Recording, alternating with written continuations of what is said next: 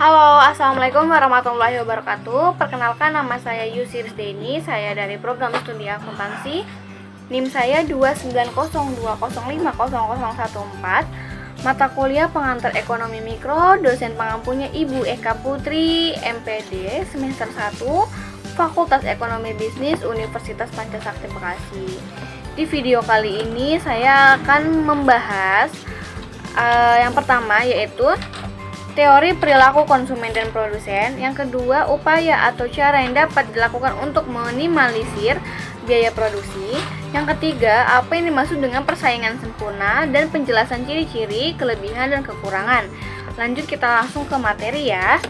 Yang pertama, pola perilaku konsumen. Perilaku konsumen menitik beratkan pada aktivitas yang berhubungan dengan konsumsi dari individu. Perilaku konsumen berhubungan dengan alasan dan tekanan yang mempengaruhi pemilihan, pembelian, penggunaan, dan pembuangan barang dan jasa yang bertujuan untuk memuaskan kebutuhan dan keinginan pribadi. Menurut Hanna dan Wozniak 2001. Yang selanjutnya yaitu teori perilaku konsumen. Teori ekonomi mikro yang pertama. Teori ini beranggapan bahwa setiap konsumen akan berusaha memperoleh kepuasan maksimal. Mereka akan berupaya meneruskan pembeliannya terhadap suatu produk apabila memperoleh kepuasan dari produk yang telah dikonsumsinya. Yang kedua, teori psikologis. Teori ini berdasarkan diri pada faktor-faktor psikologis individu yang dipengaruhi oleh kekuatan-kekuatan lingkungan. Bidang psikologis ini sangat kompleks dalam menganalisa perilaku konsumen karena proses mental tidak dapat diamati secara langsung. Yang ketiga, teori antropologis. Teori ini juga menekankan perilaku pembelian dari suatu kelompok masyarakat yang ruang lingkupnya sangat luas seperti kebudayaan, kelas sosial, dan sebagainya.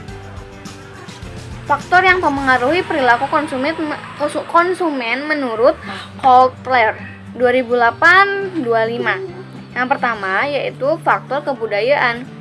Faktor kebudayaan berpengaruh luas dan mendalam terhadap perilaku konsumen.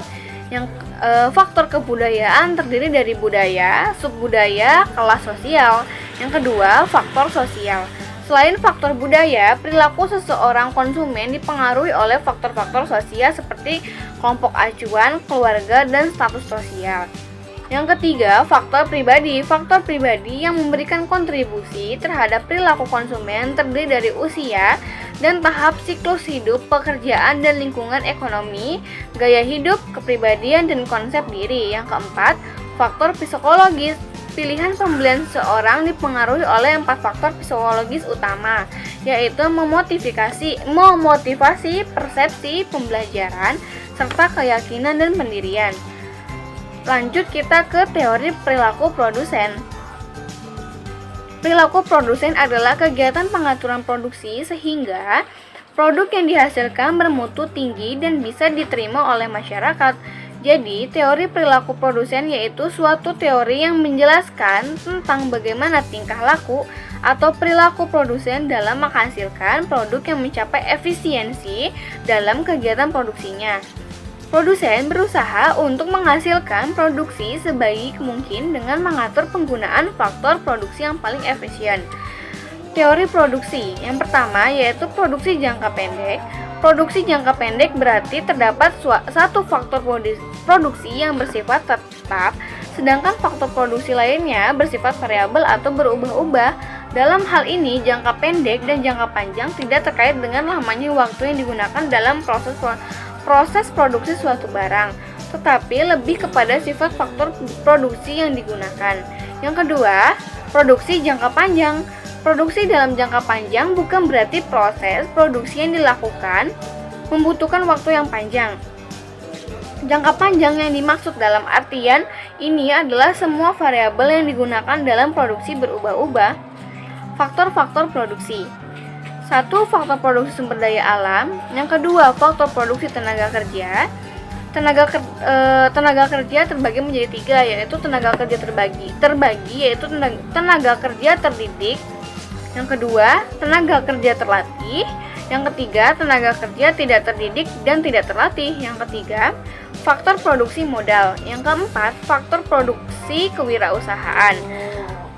Selanjutnya kita membahas upaya minimalisir biaya produksi. Satu, yang pertama, cari penyedia bahan baku yang lebih murah tapi tetap dengan kualitas baik. Yang kedua, optimalisasi persediaan.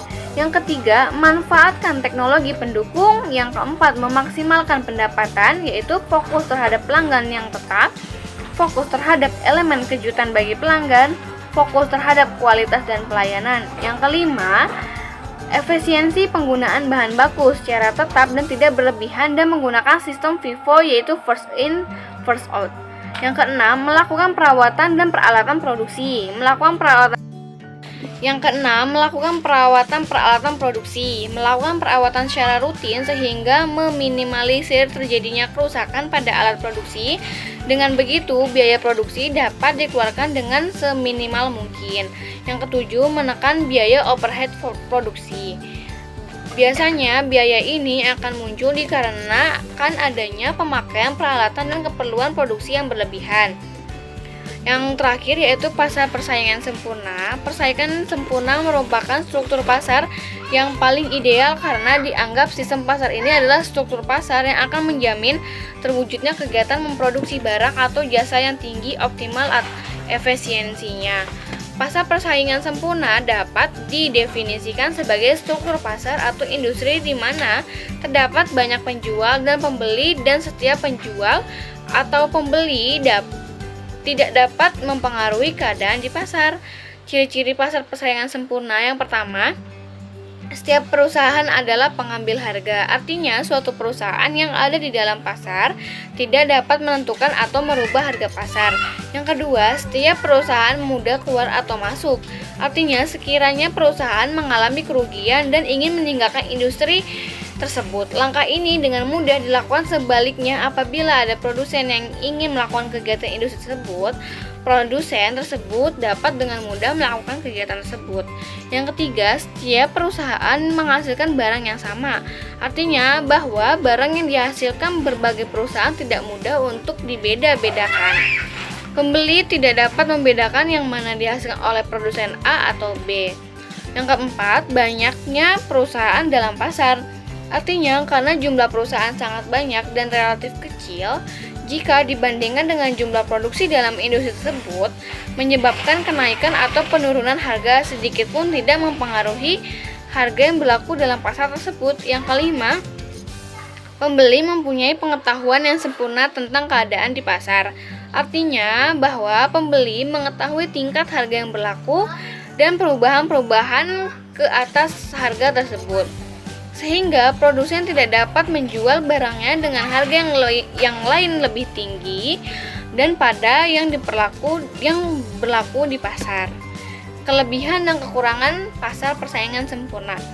Kelebihannya yaitu yang ke-1, peluang eksploitasi konsumen cukup rendah dalam persaingan sempurna. Yang kedua, pasar persaingan sempurna dianggap berorientasi pada konsumen. Yang ketiga, di struktur pasar ini sangat sedikit atau tidak ada biaya iklan karena produknya. Yang keempat, juga tidak perlu mengeluarkan banyak uang untuk iklan karena penjualan akan terjadi secara otomatis homogen. Yaitu kekurangan pasar persaingan sempurna. Yang pertama, penjual tidak mendapatkan motivasi atau apapun untuk menghadirkan inovasi atau menyertakan fitur tambahan dalam produk. Yang kedua, lokasi memainkan peran besar dalam menghasilkan penjualan. Yang ketiga, ada sangat sedikit hambatan untuk memasuki pasar persaingan sempurna karena perusahaan manapun dapat memasuki pasar ini untuk menjual produk. Cukup sekian penjelasan dari tentang ekonomi mikro. Semoga bermanfaat. Wassalamualaikum warahmatullahi wabarakatuh.